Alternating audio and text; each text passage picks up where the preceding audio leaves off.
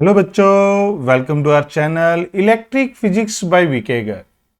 इस वीडियो में हम लोग देखने वाले हैं solution of question number 51 to question number 75 from the chapter laws of motion from a very popular book NCERT at your fingertips by the publication MTG. So let us start the discussion of question number 51। क्या कहता है हमारे पास ये क्वेश्चन? A block of mass 5 kg is suspended bye a massless rope of length 2 meter from the ceiling. A force 50 newton is applied to the horizontal direction at the midpoint of the rope as shown. The angle by the rope with the vertical in equilibrium. Equilibrium में कितना angle यहां पर बनेगा? मान लेते हैं ये angle हमारे पास कितना है, थीटा। ये 1 मीटर है, ये 1 मीटर है, इसका कोई सिग्निफिकेंस यहां पर नहीं है, इसकी कोई जरूरत नहीं है। यहां टेंशन टी, तो यहां कंपोनेंट क्या आएगा, टी कॉस थीटा, और यहां कंपोनेंट क्या आएगा, टी साइन थीटा। अब अगर आप देखें तो horizontal forces equal and opposite होंगी। Leftward force is equal to rightward, upward force is equal to downward force. 5g weight कितना हो जाएगा हमारे पास, 5g which is again equal to 50। अब अगर आप इन दोनों को डिवाइड कर दें बेटा प्यार से, तो क्या बन जाएगा, sine theta by cos theta is equal to 50 divide by 50। तो ये थीटा कितना आ जाएगा, 45 degree. Tan theta equal to 1 means theta is equal to 45 degree. Okay बच्चों, moving toward question number 52। Which of the following statement is correct about friction? Friction के बारे में कौन सी statement correct? Coefficient of friction between a given pair of substance is largely independent of area of contact between them. Yes, ये जो होती है area of contact के इंडिपेंडेंट होती है, तो ये ट्रू हो गई, तो पहली स्टेटमेंट करेक्ट होनी चाहिए थी। बाकी देख लेते हैं। Frictional force can never exceed the reaction force on a body from the support surface. Okay, ये जो फ्रिक्शनल फोर्स है कहता है कभी भी रिएक्शन फोर्स के ज्यादा नहीं हो सकती है बेटा। इन जनरल हम म्यू को 1 लेते हैं, in general. Okay, but it can also be greater than equal to 1 also.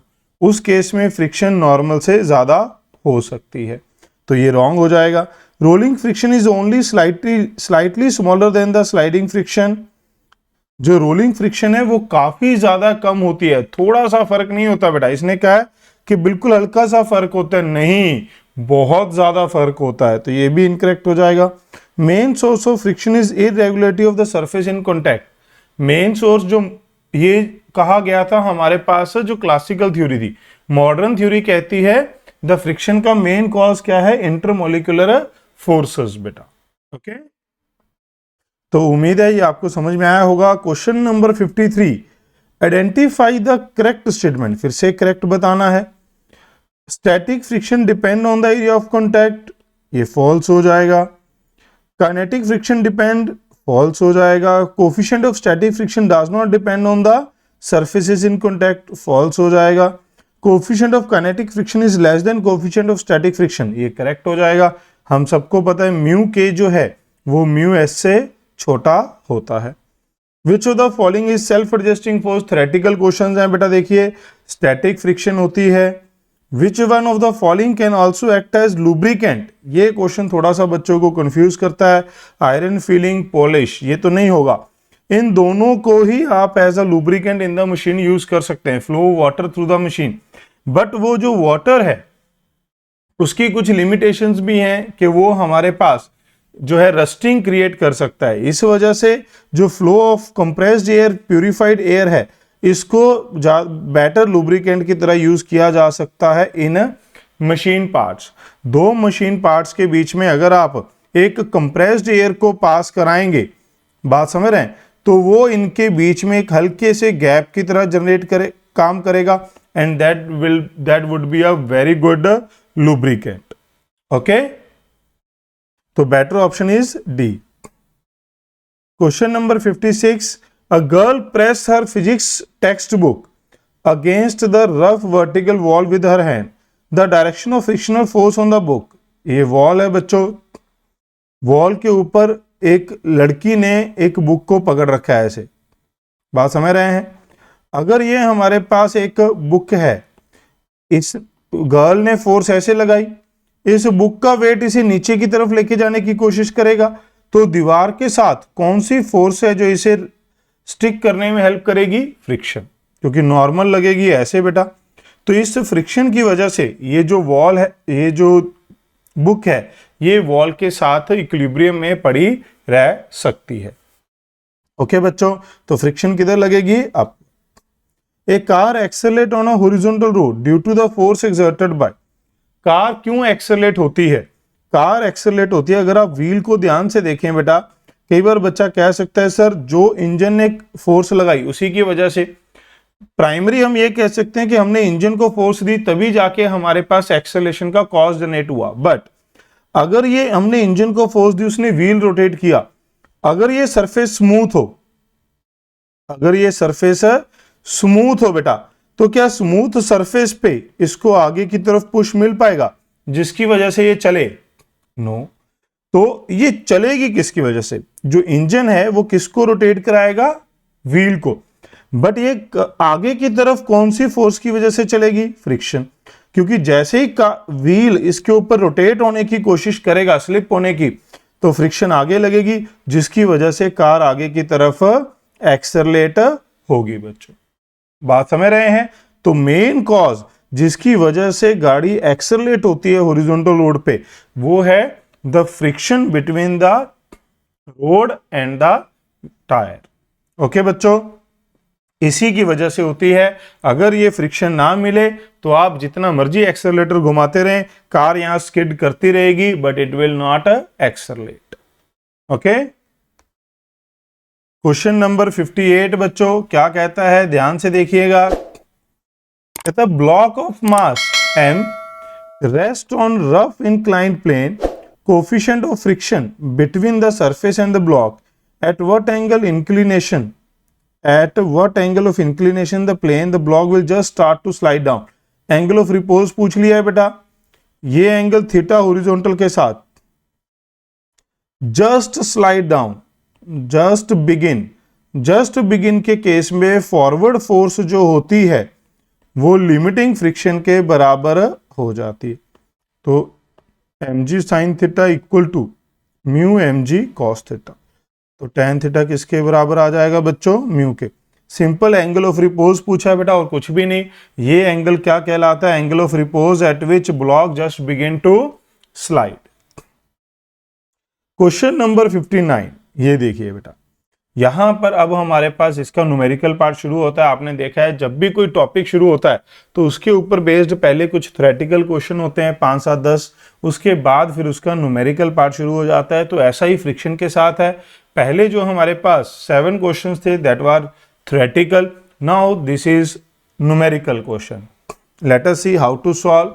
And मैं आपको याद करा दूं, अगर अभी तक आपने वीडियो को लाइक नहीं किया है बेटा तो लाइक कर दीजिए, और अगर बाय चांस आपने चैनल सब्सक्राइब नहीं किया है तो वो भी फटाफट से सब्सक्राइब कर दीजिए। और हमारे लिए एक छोटा सा काम आप कर सकते हैं कि अपने मैक्सिमम दोस्तों तक ये चैनल पहुंचा सकते हैं। तो चलिए बात करते हैं क्वेश्चन नंबर 59 की। When a body slide down from the rest along a smooth inclined plane making an angle of 30 degree. एक हमारे पास स्मूथ इंक्लाइंड प्लेन है जो 30 डिग्री एंगल बना रहा था। ओके, और दूसरा एक और भी है, सॉरी,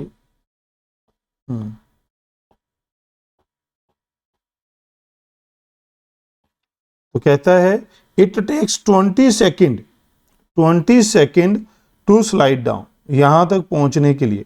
अब अगर ये L लेंथ हो तो स्मूथ सरफेस के ऊपर एक्सेलरेशन क्या होता है? G sin थीटा बेटा। तो अगर आप इक्वेशन लगा दें S is equal to ut plus half AT square, length L है, 0 initial velocity, acceleration G sin theta T square, तो ये T किसके बराबर आ जाएगा? √2L/G sine theta. ये अपने आप में काफी पॉपुलर क्वेश्चन है जिसमें जो स्मूथ सरफेस पे टाइम पूछा जाता है। ये स्मूथ सरफेस पे है बेटा। तो अब कहता है एंड थ्रू सेम डिस्टेंस, अब क्या कह रहा है, when the same body slide down from the rest along the rough inclined plane of same angle through the same distance it take 20p second, 20p। अब अगर हम रफ प्लेन पे देखें तो रफ प्लेन पे जब ये ब्लॉक नीचे की तरफ आएगा बच्चों, मोशन इधर है तो फ्रिक्शन किधर लगेगी, ऊपर, आगे की तरफ लगेगा mg sin थीटा। तो इसका डाउनवर्ड डायरेक्शन में एक्सेलरेशन क्या होगा, forward force minus backward force बेटा डिवाइड बाय मास। तो ये किसके बराबर होगा, g sin theta minus mu cos theta. बाकी सारी इक्वेशन सेम रहेगी बेटा, आप सिंपली लिख सकते हैं S U T plus half A T square. तो रफ सरफेस के ऊपर टाइम कितना आ जाएगा 2, एस कितना है, लेंथ सेम है L, acceleration g sine theta minus mu cos theta. आप देख सकते हैं किस चीज का फर्क आया बच्चों, सिर्फ एक्सेलरेशन। नीचे क्या है, यहां एक्सेलरेशन। हमसे कहा गया है ये टाइम 20 था और ये टाइम है 20p, ये टाइम है 20p बच्चों। अब हमें क्या फाइंड करना है, कोफिशिएंट ऑफ फ्रिक्शन फाइंड करना है। तो ध्यान से देखिए, अगर मैं इन दोनों इक्वेशन को इक्वेट कर दूं तो यहां 20 की जगह क्या आ जाएगा, 2l g sine theta into p, बाहर है बच्चों ब्रैकेट रूट से, 2l divide by g sign theta minus mu cos theta. अगर आप देखें 2l से 2l, g से g कट गया, स्क्वायर कर दीजिए तो यहां बचेगा p स्क्वायर साइन थीटा, यहां बचेगा 1 by sine theta minus mu cos theta. अब वैल्यू पुट करते हैं, साइन थीटा की वैल्यू क्या है बच्चों 1/2, यहां पर साइन थीटा की वैल्यू 1/2 म्यू, कॉस थीटा की वैल्यू √3/2। यहां से फिर 2 कॉमन आ जाएगा तो ये क्या बचेगा हमारे पास 1 माइनस √3 म्यू। यहां से आप 1/2 कॉमन निकाल लेंगे, वो इसके साथ कट जाएगा बेटा, तो ये क्या बच जाएगा हमारे पास कुछ इस तरीके से। तो 1 माइनस √3 म्यू 1/p स्क्वायर, ये उधर चला जाएगा 1 माइनस 1/p स्क्वायर √3 म्यू। तो म्यू कितना आ जाएगा बच्चों 1/√3, 1 माइनस 1/p स्क्वायर। तो हमारे पास क्या आना चाहिए, देखिए first option should be the right answer for this question. Okay, उम्मीद है आपको ये समझ में आया होगा बेटा, और फटाफट से लाइक कर दीजिए बेटा वीडियो को। आगे बढ़ते हैं, क्वेश्चन नंबर 60 क्या कह रहा है, minimum force required to start pushing body up a rough inclined plane. अगर हमारे पास ये कोई रफ इंक्लाइंड प्लेन है जिसका एंगल ये थीटा है और ये बॉडी पड़ी है, तो minimum force to push up बेटा, जब हम minimum force to push up देखेंगे तो नीचे मोशन इस तरफ चलेगा, है ना, minimum force to push up, तो मोशन उधर है, mg साइन थीटा नीचे और फ्रिक्शन क्या लगेगी नीचे। तो f की वैल्यू क्या हो जाएगी, पहले केस में f1 है बेटा, तो क्या हो जाएगा mg sine theta plus mu mg cos theta. Minimum force, जब ये मिनिमम फोर्स होगी तो ये फ्रिक्शन लिमिटिंग होगी, जब ये लिमिटिंग फ्रिक्शन के बराबर होगा तब बस ये मोशन शुरू हो जाएगा। दूसरा कहता है minimum force needed to prevent it to sliding, minimum force needed to prevent it from sliding. अब स्लाइडिंग डाउन नीचे होने की टेंडेंसी है, टेंडेंसी नीचे की, तो mg साइन थीटा नीचे, फ्रिक्शन ऊपर, तो हमें मिनिमम फोर्स कितनी लगानी पड़ेगी to prevent it from sliding, keep it rest पे, तो F2 plus F is equal to mg sine theta. तो मुझे F2 मिनिमम कितना लगाना पड़ेगा, जब फ्रिक्शन हम मैक्सिमम यूज कर रहे होंगे, तो मैक्सिमम होती है mg कॉस थीटा। तो ये बेटा होती है मिनिमम फोर्स टू प्रिवेंट, ये होती है minimum force to start moving up. अब हमसे इन दोनों की रेशो पूछी गई है, अगर आप प्यार से देखें तो F1 बाय F2, mg ऊपर से कॉमन आ जाएगा, क्या बचेगा, sine theta plus mu cos theta, और यहां क्या बचेगा, mg sine theta minus mu cos theta. mg से mg बच्चों कट जाएगा। तो यहां पर अब आपको देखना है म्यू की वैल्यू क्या है, साइन थीटा प्लस म्यू की वैल्यू है tan theta by 2 cos theta. Mu की वैल्यू क्या दी है बेटा, tan थीटा बाय 2 दी है बेटा, डिवाइड बाय सेम चीज sign theta minus tan theta by 2 cos theta. अब देखिए tan थीटा कॉस थीटा किसके बराबर होता है, साइन थीटा। तो ऊपर क्या बचा, क्योंकि देखिए tan को क्या लिख सकते हो बच्चों, tan को लिख सकते हो साइन बाय कॉस, तो कॉस से कॉस कट जाएगा तो बचेगा क्या, साइन। तो ये आ गया साइन थीटा बाय 2, और नीचे भी क्या बच गया, sign theta minus sign theta bye 2। तो ऊपर बच गया 3/2 साइन थीटा, नीचे बच गया 1/2 साइन थीटा। तो बच्चों ये कट गया तो क्या बच गया, 3। ओके, तो रेशो क्या आ जाएगी, 3:1 आ जाएगी। ओके, क्लियर है बच्चों। तो ये है हमारे पास क्वेश्चन नंबर 60 का सॉल्यूशन। अब हमारे पास है क्वेश्चन नंबर 61। क्वेश्चन नंबर 61 क्या कहता है, ध्यान से देखिए। A block of mass 10 kg is placed on rough horizontal surface. Horizontal surface है बेटा, इंक्लाइन नहीं है, पिछले क्वेश्चन इंक्लाइन के थे, ये हॉरिजॉन्टल है। Coefficient of friction is 0.5। Okay, horizontal surface पे रखा गया है, कोफिशिएंट ऑफ फ्रिक्शन है 0.5, हॉरिजॉन्टल फोर्स लगी है 100 newton. Then the acceleration of the block, friction कितनी लगेगी, फ्रिक्शन लिमिटिंग कितनी है बेटा, mu N R, which is horizontal surface के ऊपर सीधा म्यू एम जी लिख सकते हैं आप। ये आ गई 50 न्यूटन, 100 आ गया है। तो नाउ इसका एक्सेलरेशन क्या होगा बच्चों, आप सिंपली लिख सकते हैं 100 minus 50 is equal to mass into acceleration.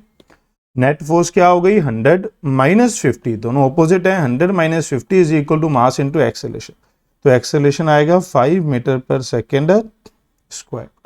तो क्या आंसर आ जाएगा बच्चों, B option for this question number 61। Okay, moving toward next question, question number 62। Coefficient of static friction, coefficient of static friction between the box and the train floor is 0.2. The maximum acceleration of the train in which the box lying on the floor remains stationary. अब अगर मैं box को देखूं with respect to train, मैं box को देखूंगा बेटा with respect to train, क्योंकि ट्रेन के रिस्पेक्ट में ये किस में होना चाहिए, रेस्ट पे, क्योंकि train is accelerating, train is accelerating, तो स्यूडो फोर्स क्या लगेगी, ये कौन सी फोर्स है, pseudo force, mass into acceleration of train. इसे अपोज करने के लिए क्या लगेगी इधर, फ्रिक्शन। लिमिटिंग फ्रिक्शन क्या होगी, म्यू एम जी, क्योंकि यहां पर हॉरिजॉन्टल सरफेस है तो एन आर एम जी के बराबर होगा। अगर ये रेस्ट पे है तो mass into acceleration of train, ये pseudo force should be less than equal to limiting friction, तो mass 80 should be less than equal to mu m g. M से एम कट जाएगा तो acceleration of train should be less than equal to 0.2 into 10। 2 metre पर second square से जो है acceleration of train वो क्या होना चाहिए, कम होना चाहिए या फिर बराबर, तब तक ही ये ब्लॉक रेस्ट पे रह सकता है, नहीं तो ये ब्लॉक पीछे की तरफ विद रिस्पेक्ट टू ट्रेन पीछे की तरफ स्लाइड कर जाएगा। तो क्या आंसर आएगा बच्चों, 2 मीटर पर second square. Question number 63। A block of mass 1 kg lie on the horizontal surface in a truck. Coefficient of static friction between the block and the surface is this. Acceleration of the truck, the frictional force acting. ये बिल्कुल same वही question है, ध्यान से देखिए। अगर मैं इसको भी, जब हमारे पास ये ट्रक हो या ट्रेन हो, ये मूव कर रहा है, तो विद रिस्पेक्ट टू ट्रक देखूंगा, विद रिस्पेक्ट टू ट्रक देखूंगा बेटा, तो इसके ऊपर स्यूडो फोर्स कितनी लगेगी, ये एफपीएस क्या है, pseudo force, mass into acceleration of truck. Limiting friction कितनी है, ये लिमिटिंग है, लगेगी नहीं बेटा, ये क्या है बेटा, लिमिटिंग। लिमिटिंग क्या है, मैक्सिमम फ्रिक्शन, वो क्या है, mu N R 0.6 into 1 into 10, 6 newton बेटा। बट ये वाली फोर्स कितनी है, 1 इंटू 5, 5 न्यूटन। आप देख सकते हैं जो फोर्स इसे चलाने की कोशिश कर रही है स्यूडो फोर्स, वो लिमिटिंग से कम है, तो ब्लॉक किस में रहेगा? Block remain at rest. अगर ब्लॉक रेस्ट पे रहेगा तो फ्रिक्शन कैसी होगी बेटा? स्टैटिक। और स्टैटिक फ्रिक्शन किसके बराबर होती है? The force which tries to move the block, और वो कितनी है यहां पर? 5 न्यूटन। अगर हमारे पास जो फोर्स इसे चलाने की कोशिश कर रही है अगर वो लिमिटिंग से कम है तो ब्लॉक रेस्ट पे रहता है। रेस्ट पे फ्रिक्शन कौन सी एक्ट करती है? स्टैटिक। और स्टैटिक फ्रिक्शन की वैल्यू आपको पता है, 0 से लिमिटिंग के बीच में कुछ भी हो सकती है, और वो हमारे पास होती है जो अप्लाइड फोर्स है जो उसे चलाने की कोशिश कर रही है उस फोर्स के बराबर। ओके बच्चों, नेक्स्ट क्वेश्चन है 64 नंबर क्वेश्चन क्या कहता है बेटा? देखिए, a block of mass 2 kg rest on a plane inclined at an angle 30 degree with the horizontal rest on, okay, with the horizontal, the coefficient of friction between the block and the surface is 0.7. What will be the frictional force acting on the block? अगर आप ध्यान से देखें तो पहले ही हमें ये clear है कि ये रेस्ट पे है। अगर रेस्ट पे है, the force which is trying to move, जैसे हमने लास्ट क्वेश्चन देखा 63 बेटा, उसमें भी आपको यही समझाया था, अगर रेस्ट पे है तो फ्रिक्शनल फोर्स किसके बराबर होगी? The force which is trying to move the block. तो ये आना चाहिए था 2 × 10 × sin 31/2, 10 न्यूटन या फिर 9.8 न्यूटन। तो अगर आप देखें तो इनमें से कोई भी ऑप्शन हमारे पास मैच नहीं करती है, बट ये अप्रोक्सीमेट मैच करती है बेटा। तो ये क्वेश्चन हमारे पास क्या है?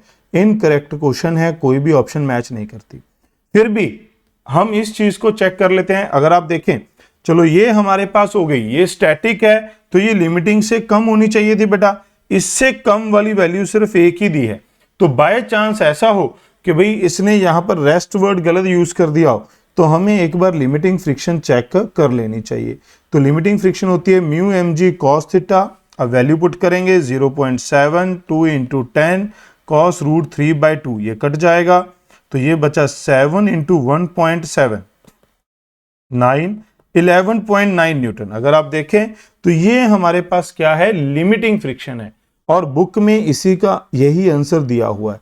तो वो इनकरेक्ट आंसर को बुक में दिया गया है बेटा।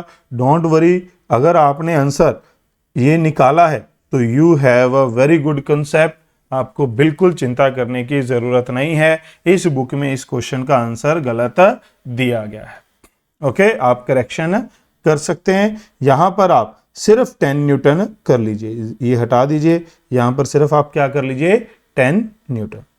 Okay, question number 65, a block of mass m is held against a rough vertical wall by pressing it with the finger. The coefficient of friction between the block and the wall is mu. Acceleration due to gravity is g. What is the minimum force applied? ये देखिए, इन्होंने पहले भी ये question पूछा था हमसे, उसमें सिर्फ ये पूछा था कि फ्रिक्शन किधर लगेगी, और यहां पूछा गया है कितनी फोर्स चाहिए।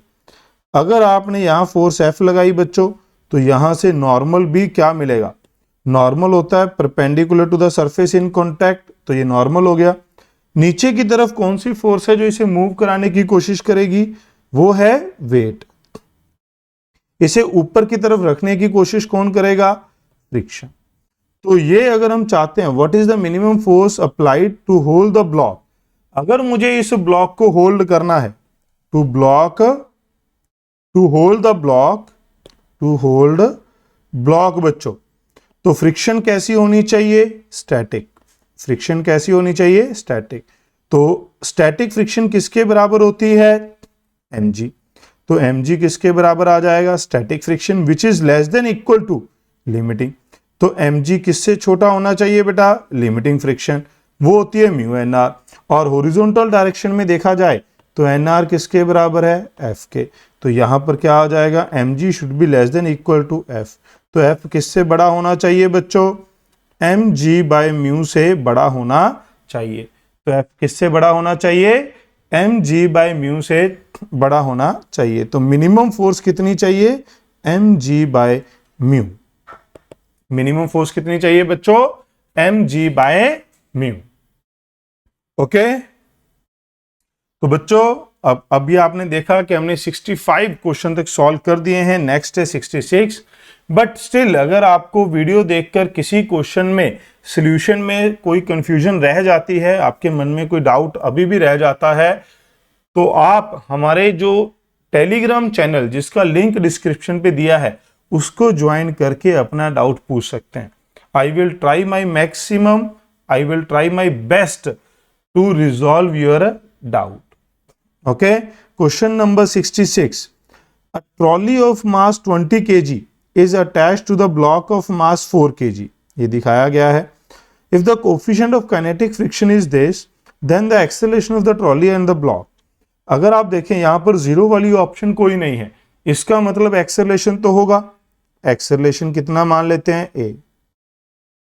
अब मान लो इसमें टेंशन क्या है, t, तो नीचे की तरफ वेट लगेगा 40 न्यूटन। इधर काइनेटिक फ्रिक्शन क्या होगी बेटा, म्यू के एनआर। म्यू कितना है 0.02, एनआर होता है इसका वेट 20 इंटू 10। तो यहां पर अगर आप देखें तो ये 4 न्यूटन हो गई। अब आप एफबीडी से इक्वेशन लगा सकते हैं ए और बी ब्लॉक पे। फॉर ए इक्वेशन क्या होगी, 40 force in the direction of acceleration minus opposite force is equal to mass into acceleration. अगर हम बी के लिए देखें, बी के लिए इक्वेशन क्या होगी बच्चों, सिर्फ एक्सेलरेशन की डायरेक्शन में सिर्फ एक ही फोर्स है टी और ऑपोजिट डायरेक्शन में फ्रिक्शन। तो टी माइनस फ्रिक्शन कितनी है 4, 20 इंटू, क्योंकि हमें एक्सेलरेशन फाइंड करना था तो मैं इन दोनों को क्या कर दूंगा, ऐड। अगर आप ऐड करेंगे तो ये माइनस ये प्लस, तो ये क्या बच गया 40 माइनस टी, ये बच जाएगा 4 प्लस 20 इंटू 8। तो मैं बच्चों को बेटा यहां पर मैं ऐसे क्यों लिख रहा हूं, मैं अक्सर बच्चों को कहता हूं कि आपको ये डायरेक्टली समझ में आना चाहिए बेटा, आपको ये एक ही लाइन में आना चाहिए, आपको एफबीडी बनाने की जरूरत नहीं पड़नी चाहिए। कैसे, आपको इस स्ट्रिंग को देखना है, आपको इस स्ट्रिंग को देखना है बेटा। इस स्ट्रिंग की लाइन में कौन सी फोर्स लग रही है, एक इधर 40 और एक इधर 4, तो नेट फोर्स क्या बची 40 minus 4 divide by total mass जो चलेगा। अगर ये चलेगा तो ये भी चलेगा, तो टोटल मास क्या है 4 प्लस 20, तो ये आएगा 36/24 3/2 मीटर पर सेकेंड स्क्वायर, 3/2 मीटर पर सेकेंड स्क्वायर। अब पूछा है टेंशन, तो किसी भी एक इक्वेशन में पुट कर दीजिए बेटा, पुट इन 1, तो ये आएगा 40 माइनस टी, 4 इंटू 3/2 6, तो टी आ जाएगा 34 न्यूटन। तो क्या आ जाएगा बच्चों 34 न्यूटन, हमारे पास यहां पर टेंशन आ जाएगी। ओके बच्चों, उम्मीद है आप लोगों को सॉल्यूशन समझ में आ रहे हैं। तो फटाफट से बेटा लाइक करने में कंजूसी ना करें, लाइक जरूर करें वीडियो को, और अगर आपने चैनल को नहीं सब्सक्राइब किया है तो चैनल भी सब्सक्राइब कर लीजिए बेटा। क्वेश्चन नंबर 68 क्या कहता है, rear side of truck is open and the box of mass 40 kg is placed 5 meter apart from the open end. Truck का जो ओपन एंड था, मान लेते हैं ये बॉक्स पड़ा है ट्रक के अंदर, मैं विद रिस्पेक्ट टू ट्रक देखूंगा पहले इसे, ये कितनी दूर था ट्रक के ओपन एंड से 5 metre. The coefficient of friction between the box and the surface below is, coefficient of friction कितना था बच्चों 0.15 sorry. Truck start from rest with an acceleration, तो इसके ऊपर स्यूडो फोर्स कितनी लगेगी, mass into acceleration of truck, तो वो हो जाएगी m into 2, 40 into 2 80 newton. Limiting friction कितनी है, लिमिटिंग फ्रिक्शन है mu N R which is 0.15, 40 into 10, ये हो जाएगी 60 न्यूटन। तो बेटा with respect to truck acceleration of block with respect to truck क्या आ जाएगा 80 माइनस 60 डिवाइड बाय मास, तो कितना आ जाएगा 1/2 मीटर पर सेकेंड स्क्वायर। अब ये कहता है at what distance from the starting point does the box fall of the truck, truck से कितने डिस्टेंस के बाद गिरेगा, तो कितने टाइम के बाद गिरेगा। रिलेटिव डिस्प्लेसमेंट कितना है गिरने के लिए 5 मीटर। ये होता है रिलेटिव वेलोसिटी इनिशियल, ये होता है relative velocity initial plus half relative acceleration T square equal to S B T. ये 0 है, रिलेटिव एक्सेलरेशन है 1/2 टी स्क्वायर, ये कितना है 5, तो टी कितना आ जाएगा बच्चों, √20 सेकेंड के बाद गिरेगा। तो ये कितने टाइम के बाद गिरेगा, √20 सेकेंड में। तो इतने सेकेंड में ट्रक कितना मूव कर जाएगा। अब मैं किसका देख रहा हूं, ट्रक का। ट्रक का डिस्प्लेसमेंट कितना हो जाएगा बेटा, इनिशियली 0, ट्रक का एक्सेलरेशन था 2, ये है √20 का स्क्वायर, 2 से 2 कट जाएगा, 20 का ये कितना आ जाएगा 20 मीटर। तो कितना चल पड़ेगा, क्या पूछा इसने, at what distance from the starting point does the box fall of the truck. Truck कितना चल जाएगा जब बॉक्स उसमें से फॉल करेगा from the starting point. Starting point से ट्रक कितना चल पड़ेगा बेटा, 20 मीटर जो है ट्रक चल जाएगा। कितने सेकंड में, जितने सेकंड में जो बॉक्स है वो इससे नीचे गिर जाएगा बेटा। ओके, तो इस तरीके से आप इसे सॉल्व कर सकते थे। पहले हमने रिलेटिव देखा, रिलेटिव में हमने देखा कि कितने टाइम के बाद गिरेगा, उतने टाइम में ट्रक कितना चलेगा वो हमने निकाल लिया। अब देखिए क्वेश्चन नंबर 69 बच्चों, in the figure coefficient of friction between the floor and the block. अगर आप ध्यान से देखें यहां पर कोफिशिएंट ऑफ फ्रिक्शन कितना है 0.1, यहां लिख लेते हैं इसको, यहां पर कोफिशिएंट ऑफ फ्रिक्शन कितना है 0.1 और यहां पर कितना है 0.2। मास ऑफ ए इज m/2, ये है m/2 और ये है n। What is the maximum horizontal force which can be applied to the block B so that two block move together। तो इसके लिए अब हमारे पास हैवी कंसेप्ट यहां पर यूज होगा। क्या होगा, पहले आपको ये देखना है कि ये मैक्सिमम कितने एक्सेलरेशन के साथ दोनों जा सकते हैं। तो आपको पता होना चाहिए acceleration of B is always greater than acceleration of A। तो ये दोनों कब तक साथ चल सकते हैं, जब तक एक्सेलरेशन, कब तक ये दोनों साथ चल सकते हैं, equal to maximum acceleration of A. अब ए जो है वो तो फ्रिक्शन की वजह से चलता है बेटा, तो ए का मैक्सिमम एक्सेलरेशन क्या हो सकता है, म्यू जी, वो कितना है 0.2 इंटू 10, 2 मीटर पर सेकेंड स्क्वायर। ये दोनों साथ में कब तक चल सकते हैं, जब तक इन दोनों का जो एक्सेलरेशन है वो किसके, मैक्सिमम एक्सेलरेशन ए का कितना हो सकता है 2। जब तक ये एक्सेलरेशन दोनों का 2 से कम होगा ये दोनों साथ में चलेंगे। जैसे ही हम इससे ज्यादा फोर्स लगाएंगे तो ए वाला कहेगा भाई मैं तो 2 से जा सकता हूं, जो बाकी है तू अब आगे निकलना चाहता है तो निकल ले।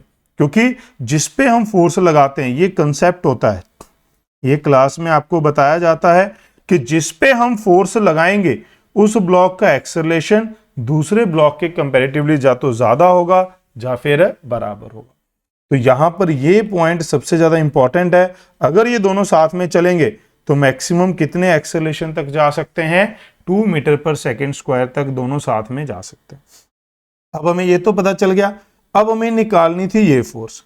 अब क्योंकि हमें ये फोर्स निकालनी है, हमें पता है ये दोनों साथ में जाएंगे, साथ में जाएंगे तो these two will act as a single system।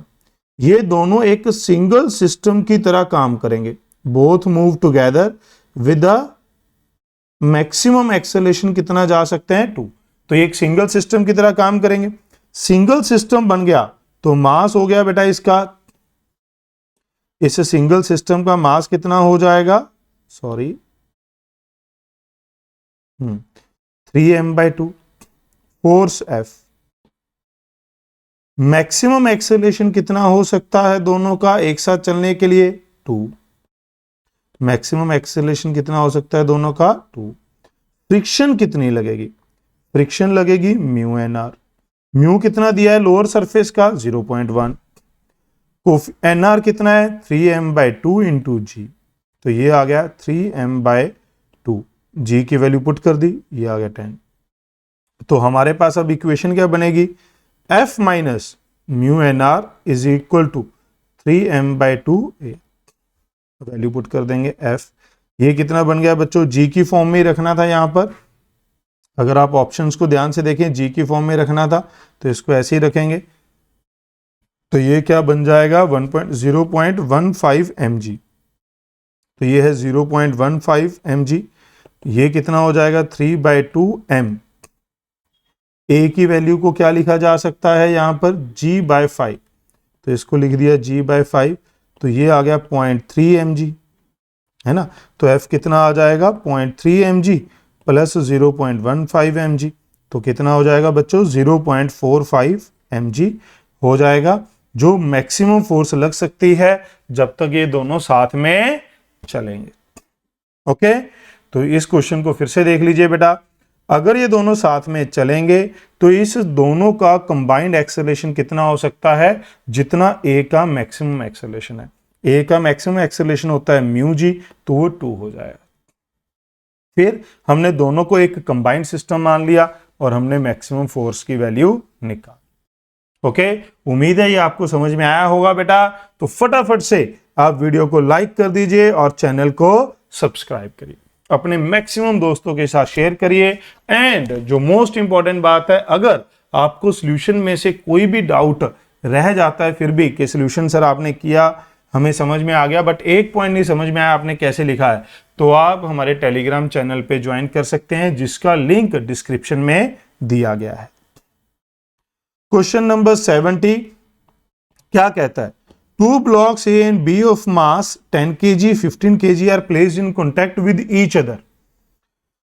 As shown, the coefficient of friction between the blocks and the surface is this. The horizontal force, acceleration of the system. तो ध्यान से देखिए, इसके ऊपर फ्रिक्शन इधर लगेगी, इसके ऊपर भी इधर लगेगी, तो नेट फ्रिक्शन क्या हो जाएगी, ए के ऊपर होगी mu mass of A into g, तो ये कितना है 0.2 इंटू 10 इंटू 10, ये हो जाएगी 20 न्यूटन। बी के ऊपर कितनी हो जाएगी म्यू एम बी इंटू जी, क्योंकि यहां पर वेट नॉर्मल रिएक्शन वेट के बराबर, यहां नॉर्मल रिएक्शन इसके वेट के बराबर, 0.2 इंटू 15 इंटू 10, ये हो जाएगी 30 न्यूटन। तो अब अगर हम देखें तो एक्सेलरेशन नेट फोर्स क्या होगी 200 minus F A minus F B equal to total mass, क्योंकि जब हम इसको धक्का दे रहे हैं पुश कर रहे हैं तो ये दोनों एक साथ मूव करेंगे, तो टोटल मास कितना है 10 प्लस 15 इंटू ए, तो ए हो जाएगा 150 डिवाइड बाय 25, प्यार से आप इसे लिख सकते हैं 6 मीटर पर सेकेंड स्क्वायर। ओके बच्चों, क्लियर है। Question number 71, a cyclist bend while taking turn. क्यों बेंड करता है cyclist, to generate centripetal force, क्योंकि जब वो फ्लैट जा रहा होता है तो सेंट्रीपिटल फोर्स यहां पर कहीं से भी नहीं आ रही, जहां से नॉर्मल लग रही थी और यहां से वेट इसको बैलेंस कर रहा था। बट जब ये घूमेगा, घूमते समय इसको सेंट्रीपिटल फोर्स चाहिए, और वो कौन जनरेट करता है बेटा, फ्रिक्शन। तो ये अपने आप को बेंड कर लेता है। बेंड करने से क्या होगा, now it has tendency to skid, now it has tendency to skid in this direction, तो यहां फ्रिक्शन लगेगी और वो friction required centripetal force provide करती है, जिसकी वजह से ये जो है बेंड कर पाता है, सॉरी टर्न कर पाता है। Okay, question number 72, motorcyclist ride around the well with the vertical wall. आपने देखा होगा ये डेथ वेल की बात कर रहा है बेटा, जिसे मौत का कुआं भी कहा जाता है। जनरली ये जो हमारे पास वो सर्कस लगती है या फिर हमारे पास जो ट्रेड फेयर वगैरह लगते हैं, वहां पर ये अक्सर देखने को मिलता है। क्या होता है बच्चों, एक नियरली वर्टिकल वॉल होती है उसमें, बट इसने वर्टिकल ले लिया। इस वर्टिकल वॉल में एक जो बंदा है वो ऐसे सर्कल में घूमता रहता है। अब वो ऐसे सर्कल में कैसे घूम सकता है, उसको तो गिरना चाहिए था बेटा, बट वो गिरता नहीं है। क्यों गिरता नहीं है, क्यों नहीं गिरता, देखिए, force of gravity disappear, wrong, loss of weight somehow, no, he is kept in his path due to force exerted by surrounding air, no, frictional force of the wall balance is weight. अब क्या होता है यहां पर, एक जब मैं इसको बंदे के रिस्पेक्ट में देखता हूं, ये सेंट्रीफ्यूगल फोर्स लगेगी, सेंट्रीफ्यूगल फोर्स से यहां पर क्या जनरेट होता है, एनआर, उस एनआर से यहां पर क्या जनरेट होता है, फ्रिक्शन, जो इसके वेट को यहां पर क्या कर पाता है, बैलेंस। इस वजह से वो इस सर्कुलर पाथ में घूम का आता है। तो क्या कहेगा, frictional force of the wall balance is a weight बेटा, ये सबसे अच्छा आंसर होना चाहिए। क्वेश्चन नंबर 73, यहां पर मैंने अक्सर बच्चों को देखा है बहुत कंफ्यूज होते हैं अभी, क्योंकि वो सेंट्रीपिटल फोर्स का मतलब नहीं समझ पाते। सेंट्रीपिटल फोर्स बेटा लगती नहीं है, वो सिर्फ ये बताता है कि अगर किसी बॉडी को सर्कल में घूमना है तो जो भी उसके ऊपर रियल फोर्सेस लगेंगी, जो भी उसके ऊपर रियल फोर्सेस लगेंगी, उन सब का रिजल्टेंट टूवर्ड द सेंटर क्या होना चाहिए, mv²/r होना चाहिए। ये लगती नहीं है, जो फोर्सेस लग रही हैं उन सब का रिजल्टेंट टूवर्ड द सेंटर क्या होना चाहिए, mv²/r होना चाहिए, तभी वो बॉडी v स्पीड से r सर्कल में घूम पाएगी।